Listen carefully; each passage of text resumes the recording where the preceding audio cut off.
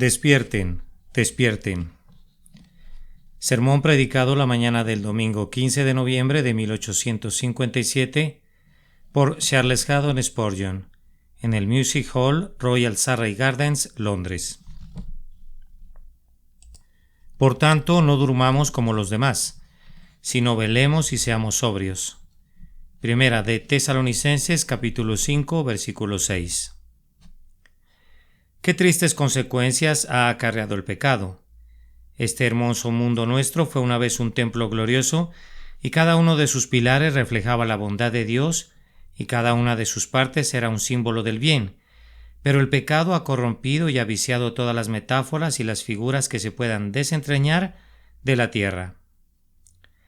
Ha descompuesto de tal manera la divina economía de la naturaleza que esas cosas que eran cuadros inimitables de virtud, bondad y divina plenitud de bendición se han convertido en figuras representativas del pecado.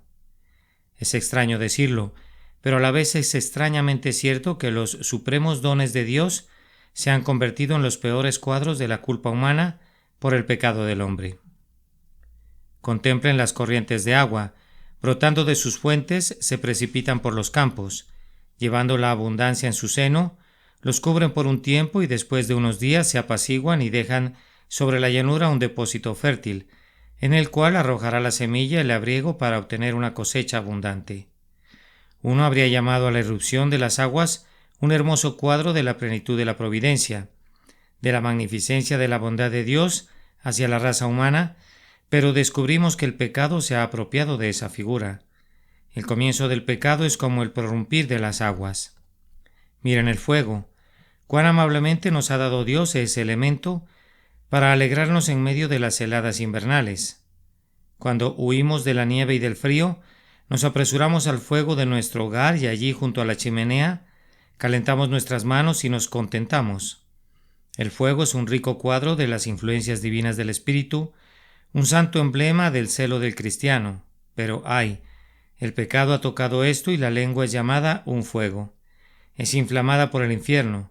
Se nos dice, y a menudo está evidentemente llena cuando emite blasfemias y calumnias, y Santiago, al contemplar los males causados por el pecado, alza su mano y exclama, «He aquí, cuán grande bosque enciende un pequeño fuego». Y luego está el sueño, uno de los más dulces dones de Dios, hermoso sueño.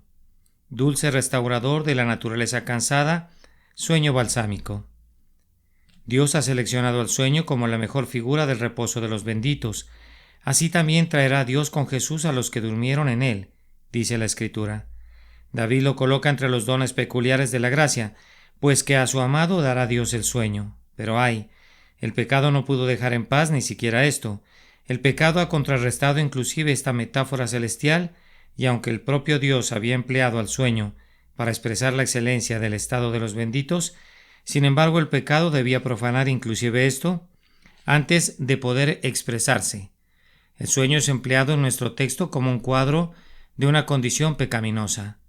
Por tanto, no durmamos como los demás, sino velemos y seamos sobrios. Con esa introducción procederé de inmediato al texto. El durmamos del texto es un mal que debe ser evitado. En segundo lugar, las palabras por tanto son empleadas para mostrarnos que hay ciertas razones para evitar este sueño, y puesto que el apóstol habla de este sueño con tristeza, es para enseñarnos que hay algunas personas a quienes él llama los demás, por quienes debemos lamentarnos, porque ellos duermen y no velan y no son sobrios. Comenzamos entonces en primer lugar esforzándonos por señalar el mal que el apóstol intenta describir bajo el término durmamos. El apóstol habla de los demás que duermen.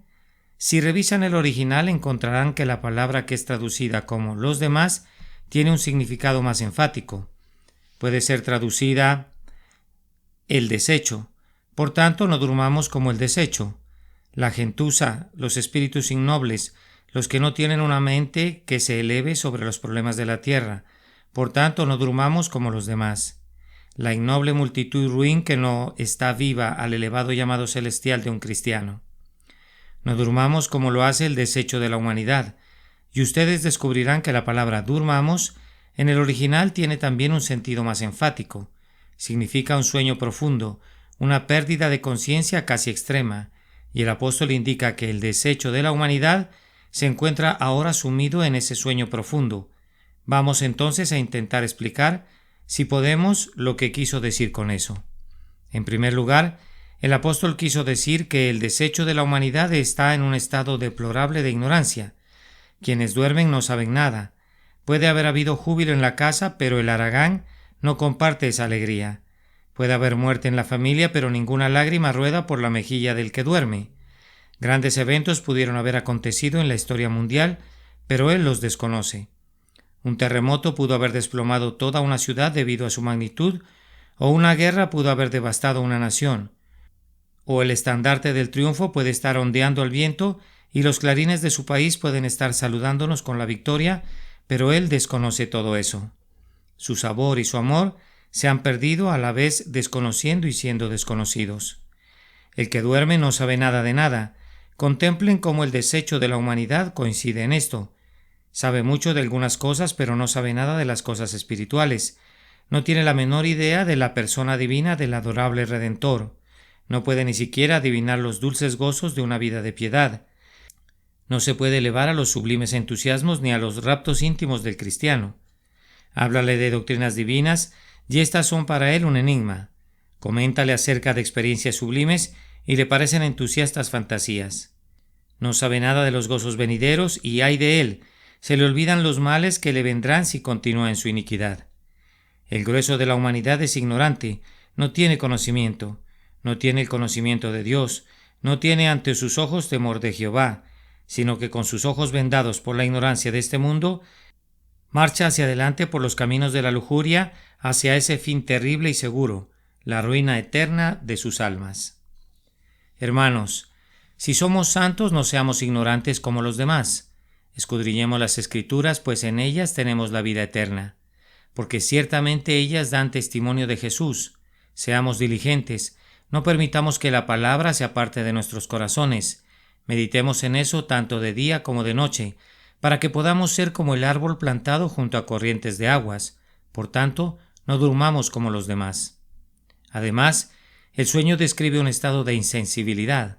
Puede haber mucho conocimiento en quien duerme, escondido, almacenado en su mente, que pudiera ser muy bien desarrollado si pudiera ser despertado, pero él no tiene ninguna sensibilidad, no tiene conocimiento de nada. El ladrón se ha introducido en la casa, tanto el oro como la plata están en las manos del ladrón. El hijo está siendo asesinado por la crueldad del que se ha metido en la casa, pero el padre duerme, aunque todo el oro y la plata que posee y su hijo más preciado se encuentran en las manos del destructor. Está inconsciente, ¿cómo podrá sentir cuando el sueño ha sellado completamente sus sentidos? Vean, en la calle hay luto. Un incendio acaba de destruir el albergue de los pobres y los mendigos sin hogar se encuentran en la calle. Están clamando a su ventana, pidiéndole ayuda, pero él duerme y... ¿qué sabe él aunque la noche sea fría y aunque los pobres estén temblando por la tragedia? No tiene conciencia, no siente nada por ellos. Por allí, tomen la escritura de su propiedad y quemen el documento. Por allá, prendan fuego al corral de su granja, quemen todo lo que tiene en el campo, maten su caballo y destruyan su ganado. Dejen ahora que el fuego de Dios descienda y queme sus ovejas, que el enemigo caiga sobre todo lo que tiene y lo devore. Él duerme tan profundamente como si estuviera protegido por el ángel del Señor.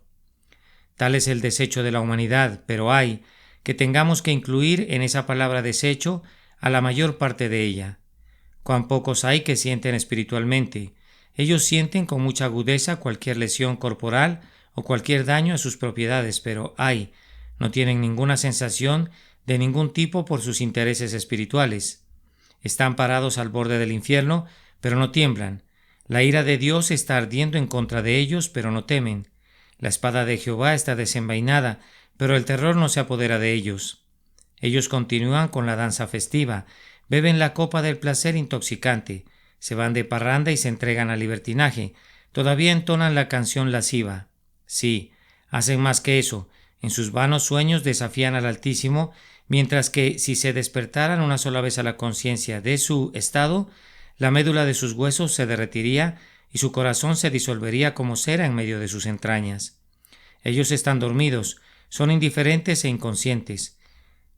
Puedes hacer algo, cualquier cosa con ellos, puedes quitarles todo lo que es esperanzador, todo lo que pueda alegrarlos cuando se aproximen a la muerte, y sin embargo, no lo sienten, pues ¿cómo pueden sentir algo mientras duermen? Por tanto, no durmamos como los demás, sino velemos y seamos sobrios. Además, el que duerme no se puede defender. Miren a aquel príncipe. Él es un hombre fuerte, y un hombre fuerte armado. Ha entrado en la tienda de campaña, está cansado, ha bebido la leche que le dio la mujer.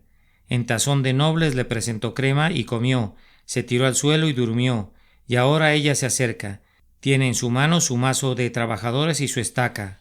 Guerrero, tú podrías disolverla en átomos con un golpe de tu poderoso brazo, pero ahora no puedes defenderte a ti mismo.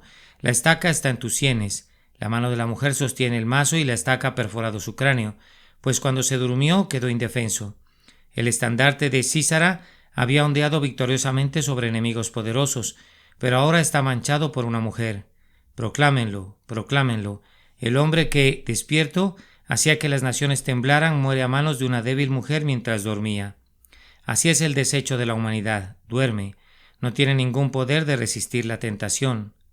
Su fortaleza moral se ha perdido, pues Dios se ha separado de ellos. Esta es la tentación de la concupiscencia. Son hombres de sólidos principios en asuntos de negocios y nada los haría desviarse de la honestidad. Pero la lascivia los destruye. Son aprisionados como un pájaro en la trampa. Están totalmente sometidos. O tal vez es de otra manera que son conquistados. Son hombres que no realizarían un acto impuro, que no tendrían ningún pensamiento lascivo.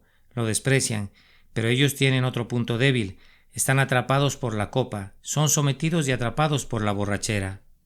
Oh, si pueden resistir estas cosas y no son dados ni al libertinaje ni a los excesos de vida, sin embargo, tal vez la ambición entró en ellos, escondida bajo el nombre de prudencia, se deslizó en sus corazones y son conducidos a aferrarse al tesoro y a acumular el oro, aunque ese oro haya sido exprimido de las venas de los pobres y aunque hayan chupado la sangre de los huérfanos. Parecen incapaces de resistir sus pasiones. ¿Cuántas veces no me han dicho algunos hombres: no puedo evitarlo, Señor, sin importar lo que haga, resuelvo y vuelvo a resolver, pero hago lo mismo, estoy indefenso, no puedo resistir la tentación? Oh, por supuesto que no puedes mientras estés dormido. Oh, Espíritu del Dios viviente, despierta al que está dormido, que la pereza pecaminosa y la presunción ambas sean espantadas, no sea que quizá Moisés se encuentre con ellos en el camino y encontrándolos dormidos los cuelgue del patíbulo de la infamia para siempre. Ahora voy a dar otro significado a la palabra durmamos. Espero que algunos miembros de mi congregación hayan estado tolerablemente tranquilos mientras he estado describiendo las tres primeras cosas, porque pensaron que estos asuntos no les incumbían. Pero el sueño también significa inactividad. El labrador no puede arar sus campos mientras duerme, ni tampoco puede arrojar la semilla en los surcos, ni escudriñar las nubes, ni recoger su cosecha. El marinero no puede izar su vela o pilotear su barco a través del océano mientras dormita. No es posible que en la casa de cambio o en el mercado o en la casa de comercio los hombres lleven a cabo sus transacciones con sus ojos fuertemente cerrados por el sueño. Sería algo singular ver a una nación de personas que sueñan. Sería una nación de ociosos. Todos se morirían de hambre. No producirían ninguna riqueza del suelo. No poseerían nada para sus espaldas. No tendrían ropas ni alimentos. ¿Pero a cuántos encontramos en el mundo que están inactivos por causa del sueño? Sí, digo inactivos. Con eso quiero decir que están bastante activos en una cierta dirección, pero están inactivos en referencia a la dirección correcta. Oh, cuántos hombres hay que están totalmente inactivos en todo aquello que es para la gloria de Dios, o para el bienestar de sus semejantes. En cuanto a ellos, pueden levantarse de madrugada e ir tarde a reposar y comer su pan con temor. Para sus hijos, que representan un doble de ellos, pueden trabajar hasta que les duelan los dedos, pueden cansarse hasta que sus ojos se enrojezcan en sus cuencas, hasta que su cerebro sea un torbellino, y ya no puedan hacer más, pero para Dios no pueden hacer nada. Algunos dicen que no tienen tiempo, otros confiesan con franqueza que no tienen voluntad. Para la Iglesia de Dios no gastarían ni una hora, mientras que para el placer de este mundo podrían dedicar un mes. No pueden gastar ni su tiempo ni su atención en los pobres. Tal vez puedan tener tiempo que reservar para ellos mismos y para su propia diversión. pero para obras santas, para actos de caridad o piadosos, ellos declaran que no tienen tiempo libre, pero la razón es que no quieren.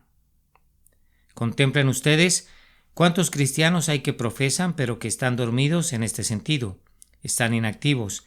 Cientos de pecadores están muriendo en la calle. Los hombres se están hundiendo en las llamas de la ira eterna. Sin embargo, cruzan sus brazos, sienten compasión por el pobre pecador que perece, pero no hacen nada para mostrar que su compasión es real. Asisten a sus lugares de adoración, ocupan su bien acoginado banco, desean que el ministro los alimente cada domingo. Sin embargo, no le enseñan a ningún niño en la escuela dominical, no distribuyen ningún folleto en la casa del hombre pobre, no llevan a cabo ningún acto que pueda ser el instrumento para salvar almas. Nosotros decimos que son hombres buenos, inclusive algunos de ellos los elegimos para el oficio de diáconos, y sin duda son hombres buenos. Son buenos de la misma manera como Antonio quiso decir que Brutus era honorable, cuando afirmó: «Esos somos todos, hombres honorables». Esos somos todos, buenos, si ellos realmente fueran buenos, pero ellos son buenos en un sentido, buenos para nada, pues únicamente se sientan y comen el pan, pero no aran el campo, beben el vino, pero no cultivan la vid que lo produce, piensan que deben vivir para sí, olvidando que ninguno de nosotros vive para sí y ninguno muere para sí. Oh, qué vasta cantidad de sueño tenemos en todas nuestras iglesias y capillas, pues ciertamente si nuestras iglesias se despertaran una vez, hablando de lo material, hay suficientes hombres y mujeres convertidos y hay suficiente talento en ellos y tienen suficiente dinero y tiempo suficiente, otorgando Dios la abundancia de su Espíritu Santo, lo que haría con certeza si todos fueran celosos. Hay lo suficiente para predicar el Evangelio en cada rincón de la tierra. La Iglesia no necesita detenerse por falta de instrumentos o por falta de medios. Tenemos todo ahora excepto la voluntad. Tenemos todo lo que podemos esperar que Dios dé para la conversión del mundo, excepto únicamente un corazón para la obra y el Espíritu de Dios derramado en medio de nosotros. Oh hermanos, no durmamos como los demás. Ustedes pueden encontrar a los demás en la Iglesia y en el mundo, los desechos de ambos grupos que están profundamente dormidos. Sin embargo, antes de finalizar este primer punto de la explicación, es necesario que diga simplemente que el propio apóstol nos suministra una parte de la exposición, pues la segunda fase, si no velemos y seamos sobrios, implica que el reverso de estas cosas es el sueño, que es lo que él quiere decir, velemos. Hay muchos que no velan nunca contra el pecado, no velan nunca contra las tentaciones del enemigo, no velan contra sí mismos ni contra los deseos de la carne, los deseos de los ojos y la vanagloria de la vida. Ellos no están atentos a las oportunidades de hacer el bien, no velan por oportunidades para instruir al ignorante, para confirmar al débil, para consolar al afligido, para socorrer a los necesitados, no velan para encontrar oportunidades para glorificar a Jesús o para encontrar tiempos de comunión, no velan por las promesas, no están atentos a las respuestas a sus oraciones, no están atentos a la segunda venida de nuestro Señor Jesús. Estos son el desecho del mundo, no velan porque están dormidos, pero nosotros velemos, así demostraremos que no estamos dormitando. Además, seamos sobrios, afirma Albert Barnes, que esto se refiere principalmente a la abstinencia o temperancia en la comida y en la bebida. Calvino dice que no es así, que esto se refiere más especialmente al espíritu de moderación en las cosas del mundo. Ambos tienen razón, se refieren a ambos. Hay muchos que son sobrios, otros duermen porque no lo son, pues la falta de sobriedad conduce al sueño. No son sobrios, no pueden estar contentos de hacer un pequeño negocio, quieren hacer uno grande. No son sobrios, no pueden hacer una inversión que sea segura, deben especular. No son sobrios, si pierden su propiedad, su espíritu decae internamente y son semejantes a hombres que están borrachos de ajenjo. Si por otro lado se vuelven ricos, no son sobrios, ponen de tal manera sus afectos en las cosas del mundo que se intoxican de orgullo a causa de sus riquezas, se vuelven orgullosos por su bolsillo y necesitan que los cielos sean elevados más alto para que sus cabezas no se golpeen contra las estrellas. Oh, yo podría urgir este precepto en este momento. Mis queridos amigos, se aproximan tiempos difíciles y los tiempos ya son lo suficientemente duros. Seamos sobrios. El pánico en América ha surgido principalmente por la desobediencia a este mandamiento. Seamos sobrios. Y si las personas que profesan la fe en América hubieran obedecido este mandamiento y hubieran sido sobrios, el pánico en el peor de los casos habría sido mitigado, si es que no hubiera sido evitado totalmente. Ahora, en breve, ustedes que tienen algún dinero invertido, correrán al banco para retirarlo, porque temen que el banco se tambalee. No serán lo suficientemente sobrios para tener un poco de confianza en sus colegas y ayudarlos en sus dificultades y de esta manera ser una bendición para la nación. Y los que piensan que se pueden obtener beneficios prestando el dinero que poseen a intereses usureros, no estarán contentos con prestar lo que tienen disponible, sino que estarán extorsionando y exprimiendo a sus pobres deudores para tener más dinero que prestar. Muy pocas veces los hombres se contentan con enriquecerse gradualmente, pero quien se apresura a ser rico no será inocente. Cuídense, hermanos míos, si vinieran tiempos difíciles a Londres, si las casas comerciales se desplomaran y los bancos quebraran, cuídense y sean sobrios. No hay nada que nos permita resistir tan bien el pánico como el que cada uno de nosotros mantenga su espíritu en alto. Simplemente levantándonos en la mañana digamos: los tiempos son muy difíciles y hoy puedo perderlo todo. Pero angustiarme no me servirá de nada, por tanto voy a enfrentar con un corazón valiente la dura tristeza, y voy a continuar haciendo lo mío. Las ruedas del comercio podrán detenerse. Yo bendigo a Dios, mi tesoro está en el cielo, no puedo ir a la quiebra. He puesto mis afectos en las cosas de Dios, no puedo perderlas. Allí está mi joya, allí está mi corazón. Vamos, si todos los hombres pudieran hacer eso, se ejercería una influencia para crear confianza pública, pero la causa de la gran ruina de muchos es la ambición de todos los hombres y el temor de algunos. Si todos pudiéramos ir por el mundo con confianza y con valor y con coraje, no hay nada en el mundo que pudiera desviar también el golpe. Yo creo que el golpe va a darse y hay muchos hombres aquí presentes que son muy respetables, que pueden esperar convertirse muy pronto en mendigos. La obligación de ustedes es poner de tal manera su confianza en Jehová que puedan decir: aunque la tierra sea removida y se traspasen los montes al corazón del mar, Dios es mi amparo y fortaleza, mi pronto auxilio en las tribulaciones. Por tanto no temeré, y haciendo eso estarán creando mayores probabilidades de evitar su propia destrucción que por cualquier otro medio que la sabiduría humana pudiera dictarles. No seamos desenfrenados en los negocios como los demás, sino que debemos despertar. No durmamos, no nos dejemos llevar por el sonambulismo del mundo, o sea, actividad y codicia en el sueño, pues hay algo mejor que eso. Si no, velemos y seamos sobrios. Oh Espíritu Santo, ayúdanos a velar y ser sobrios. Así he ocupado un buen espacio de tiempo explicando el primer punto, a qué clase de sueño se refería el apóstol, y ahora ustedes observarán que las palabras por tanto implican que hay ciertas razones para esto. Les voy a dar esas razones, y si las expreso en una forma un poco dramática, no deben sorprenderse, tal vez de esa manera sean recordadas mejor. Por tanto, dice el apóstol, no durmamos. Buscaremos primero nuestras razones en el propio texto del capítulo.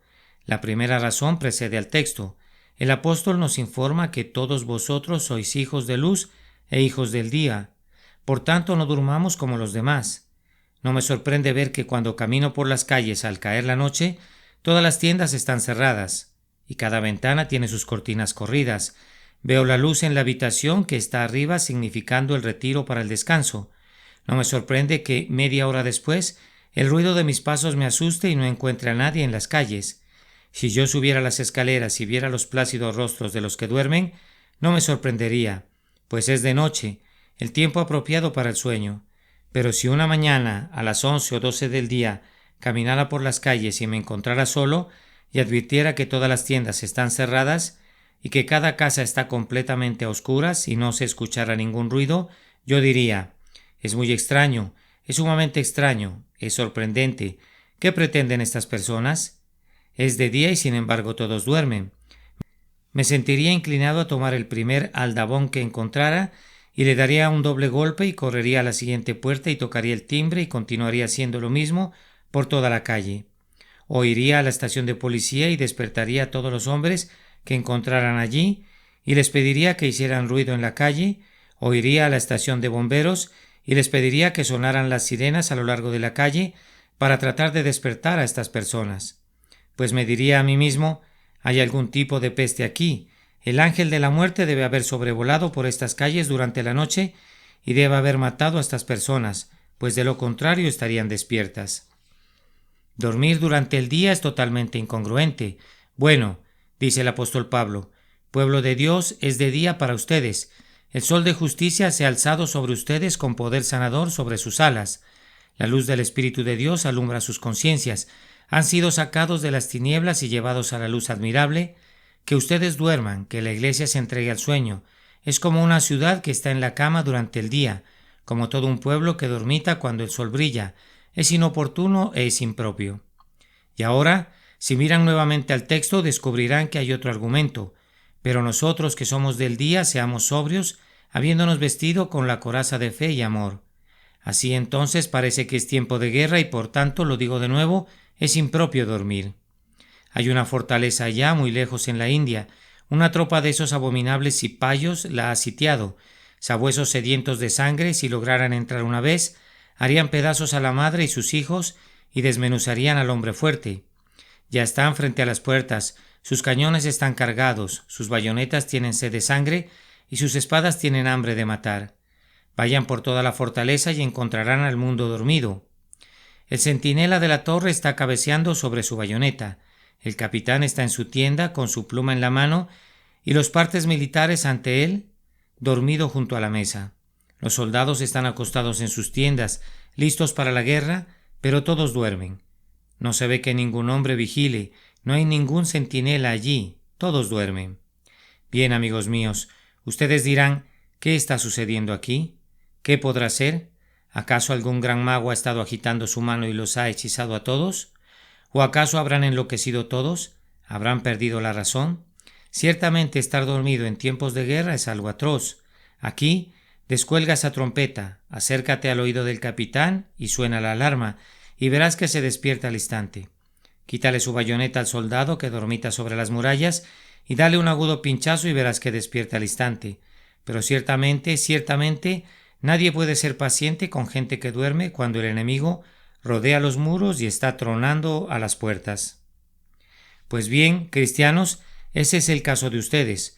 Su vida es una vida de guerra. El mundo, la carne y el demonio son una trinidad infernal y la pobre naturaleza humana es una miserable construcción de barro para atrincherarse. ¿Estás dormido? ¿Dormido cuando Satanás tiene balas de fuego de lujuria para lanzarlas en las ventanas de tus ojos? ¿Cuando tiene flechas de tentación para dispararlas en tu corazón? ¿Cuando tiene trampas preparadas para atrapar tus pies? ¿Dormido cuando él ha minado tu propia existencia y cuando está a punto de aplicar la llama con la que te va a destruir, a menos que la gracia soberana lo prevenga? Dormir en tiempos de guerra es totalmente inconsistente. Que el grandioso Espíritu de Dios impida que durmamos. Pero ahora, dejando lo que dice el capítulo en sí, les voy a dar una o dos razones que moverán al pueblo cristiano, así lo espero, a despertar de su sueño. Saquen a sus muertos, saquen a sus muertos, saquen a sus muertos. Luego viene el tañido de una campana. ¿Qué es esto? Aquí está una puerta marcada con una gran cruz blanca. Señor, ten misericordia de nosotros. Todas las casas a lo largo de esa calle parecen haber sido marcadas con esa cruz blanca de la muerte. ¿Qué es esto? Vean el pasto como crece en las calles. Aquí está Cornhill y Cheapside, y están desiertas. Nadie camina por su solitario pavimento. No se escucha otro sonido que el del casco de los caballos, como los cascos del pálido caballo de la muerte sobre las piedras, el tañido de esa campana tocando a dobles de muerte para muchos, y el retumbar de las ruedas de ese carro, y el grito terrible: saquen a sus muertos, saquen a sus muertos, saquen a sus muertos. ¿Ven aquella casa? Allí vive un médico. Ese es un hombre que posee una gran habilidad y Dios le ha prestado sabiduría. Hace muy poco tiempo, estando en su estudio, le agradó a Dios guiar su mente y así descubrió el secreto de la peste. Él mismo fue golpeado por la plaga y estuvo a punto de morir, pero se llevó el bendito frasco a los labios y dio un sorbo y se curó. ¿Creerán lo que estoy a punto de contarles? ¿Pueden imaginarlo? Ese hombre tiene la receta que va a curar a todo este pueblo, la tiene en su bolsillo. Él posee la medicina que, si se distribuyera una vez en las calles, haría que los enfermos se regocijaran y harían silenciar esa campana fúnebre. Y está dormido, está dormido, está dormido. Oh, ustedes cielos, ¿Por qué no caen y aplastan a ese infeliz? Oh tierra, ¿cómo puedes soportar a este demonio en tu regazo? ¿Por qué no lo tragas rápidamente? Él posee la medicina, pero es demasiado perezoso para ir y proclamar el remedio. Él tiene la curación, pero es demasiado ocioso para salir y administrarla a los enfermos y a los moribundos. No, amigos míos, un inhumano miserable de este tipo no debería existir. Pero puedo verlo hoy aquí. Allí estás. Tú sabes que el mundo está enfermo con la plaga del pecado y tú mismo has sido curado con ese remedio que ha sido suministrado. Pero estás dormido, inactivo, ocioso. No sales para decir a los demás por todos lados qué maravilloso Salvador has encontrado. Allí está el precioso Evangelio. Tú no sales para llevarlo a los labios de un pecador. Allí está la sangre sumamente preciosa de Cristo. Tú nunca vas a decirles a los moribundos lo que deben hacer para ser salvos. El mundo está pereciendo por algo que es peor que una plaga y tú estás ocioso.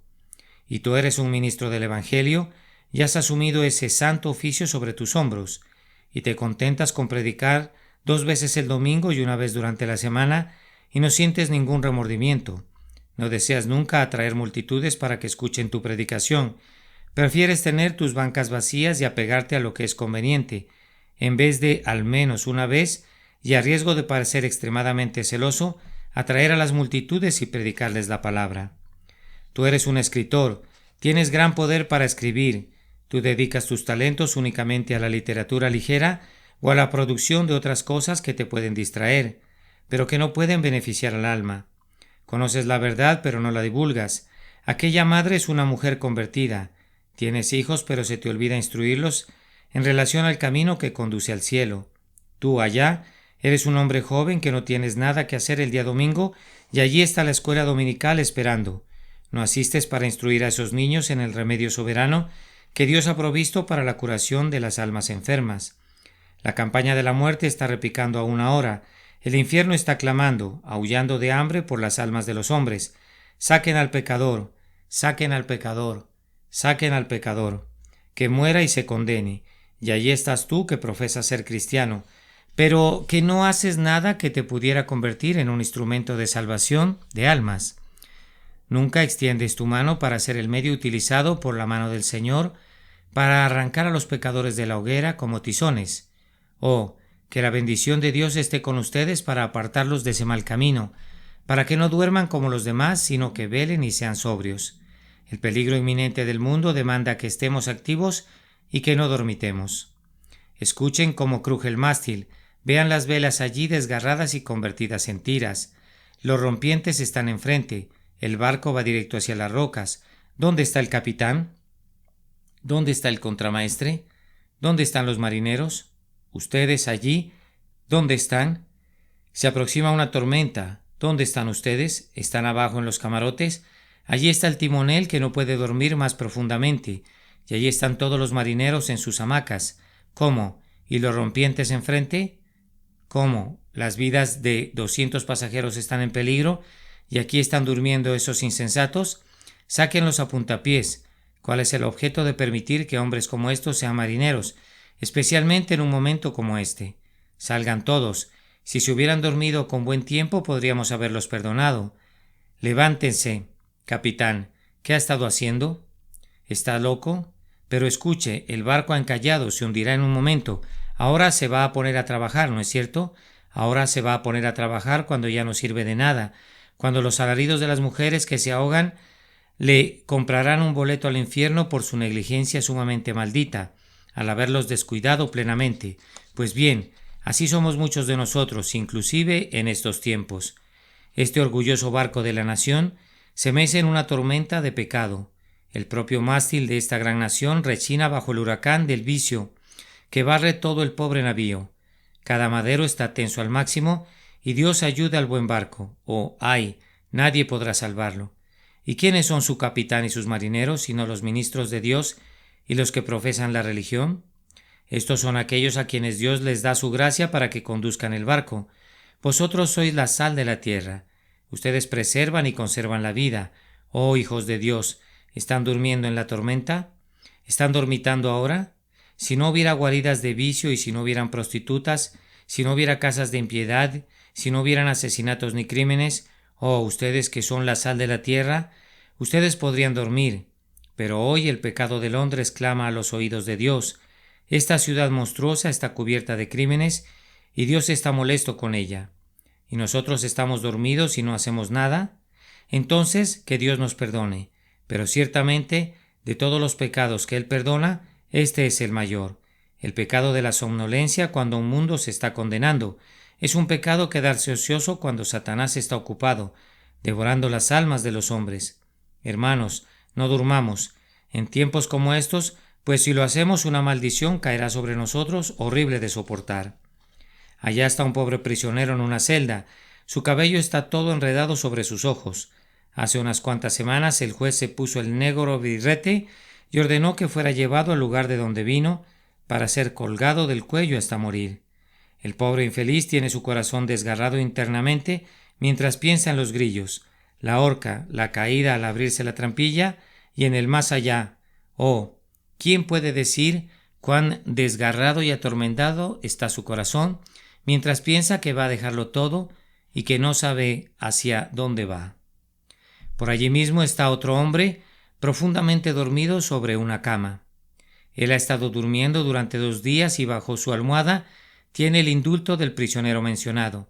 Me gustaría que azotaran a ese canalla, que lo azotaran con violencia, por ser la causa que aquel pobre hombre sufriera durante 2 días innecesariamente su miseria.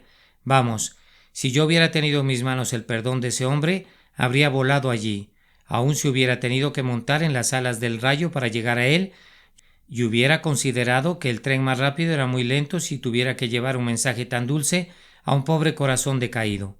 Pero ese hombre, ese insensato, está profundamente dormido, con un indulto bajo su almohada, mientras que el corazón del otro hombre miserable se deshace en desmayos. Ah, pero no sean demasiado duros con él. Él está aquí presente ahora. Junto a ti esta mañana está sentado un pobre pecador penitente. Dios lo ha perdonado y quiere que tú le des la buena noticia. Se sentó a tu lado el domingo pasado y estuvo llorando durante toda la predicación del sermón, pues sentía su culpabilidad. Si le hubieras hablado en ese momento, ¿quién sabe qué hubiera pasado? Habría tenido consuelo, pero allí está ahora y no le das una nueva noticia. ¿Quieres que yo lo haga? Ah, señores, ustedes no pueden servir a Dios otorgando poderes. Lo que el ministro hace no es nada para ustedes. Ustedes tienen su propia responsabilidad que cumplir y Dios les ha dado una preciosa promesa. ¿Está ahora en sus corazones? ¿Acaso no te dirigirás a tu vecino para decirle la promesa? Oh, hay en muchos un corazón doliente que se duele por nuestra ociosidad en decir las buenas nuevas de esta salvación. Sí, dice uno de los miembros de la iglesia, que siempre viene a este lugar cada domingo buscando a los jóvenes y a las jóvenes que vio llorar el domingo anterior, y que trae a muchos a la iglesia. Sí, podría contar una historia. Mira a un joven al rostro y dice: ¿no te he visto aquí muchas veces? Sí. Pienso que tienes mucho interés en el servicio, ¿no es cierto? Sí, es cierto. ¿Por qué me pregunta eso? Porque vi tu rostro el domingo pasado y vi que algo te estaba pasando. Oh, responde, nadie me había hablado nunca desde que asisto aquí hasta ahora. Quisiera hablar con usted. Cuando estaba en la casa con mi madre, pensaba que tenía alguna idea de la religión, pero me fui lejos y me convertí en aprendiz en medio de una banda de jóvenes inicuos y he hecho todo lo que no debía hacer. Y ahora, Señor, comienzo a llorar, comienzo a arrepentirme. Deseo de todo corazón saber cómo podría ser salvo. Escucho la predicación de la palabra, pero necesito algo que sea predicado personalmente por alguien para mí. Y él se da la vuelta, lo toma de la mano y le dice: mi amado joven hermano, me da tanto gusto haber hablado contigo. Hace que mi pobre y viejo corazón se goce al pensar que el Señor todavía está haciendo algo aquí. Ahora no estáis deprimido, pues sabes que palabra fiel y digna de ser recibida por todos, que Cristo Jesús vino al mundo para salvar a los pecadores. El joven se lleva el pañuelo a sus ojos y después de un minuto dice: quisiera que me permita visitarle y reunirme con usted. Claro que puedes, responde. Habla con él, lo guía por el camino y finalmente, por la gracia de Dios, el feliz joven pasa al frente y declara lo que Dios ha hecho por su alma y comenta que debe su salvación tanto a la humilde instrumentalidad del hombre que le ayudó como a la predicación del ministro. Amados hermanos, el esposo viene. Despierten, despierten. La tierra pronto va a ser disuelta, y los cielos se derretirán. Despierten, despierten. Oh Espíritu Santo, levántanos a todos y manténnos despiertos. Y ahora ya no me queda tiempo para el último punto, y por tanto ya no los detendré más. Basta que diga como advertencia que hay un mal que lamentar aquí. Hay algunas personas que están dormidas y el apóstol lo lamenta. Pecador compañero, hoy eres un inconverso, entonces déjame decirte 6 o 7 frases antes que te vayas. Hombre inconverso, mujer inconversa, ustedes duermen hoy como esos que duermen en la punta del mástil en tiempo de tormenta. Ustedes duermen como el que duerme cuando se desbordan las aguas que inundan, mientras su casa se queda sin cimientos y está siendo arrastrada lejos por la corriente hacia el mar. Ustedes duermen como el que se encuentra en la habitación del piso de arriba, cuando su casa está ardiendo y sus propias llaves se están derritiendo en el fuego y no sabe nada de la devastación que le rodea. Ustedes duermen como el que yace junto al borde de un precipicio, con la muerte y la destrucción debajo de él. Un único sobresalto en su sueño lo arrojaría al precipicio, pero él no lo sabe. Tú duermes hoy, y el lugar donde duermes tiene un soporte tan frágil que si se diera una vez caerías en el infierno, y si no te despiertas antes de eso, que despertar será el tuyo. Y en el Hades alzó sus ojos, estando en tormentos, y clamó por una gota de agua, pero le fue negada. El que creyere en el Señor Jesucristo y fuere bautizado será salvo, mas el que no creyere será condenado. Este es el Evangelio. Cree en el Señor Jesús y entonces os alegraréis con gozo inefable y glorioso. Amén. Despierten, despierten. Un sermón predicado la mañana del domingo 15 de noviembre de 1857 por el reverendo Charles Haddon Spurgeon en el Music Hall Royal Surrey Gardens, Londres. Por tanto, no durmamos como los demás, sino velemos y seamos sobrios. Primera de Tesalonicenses, capítulo 5, versículo 6.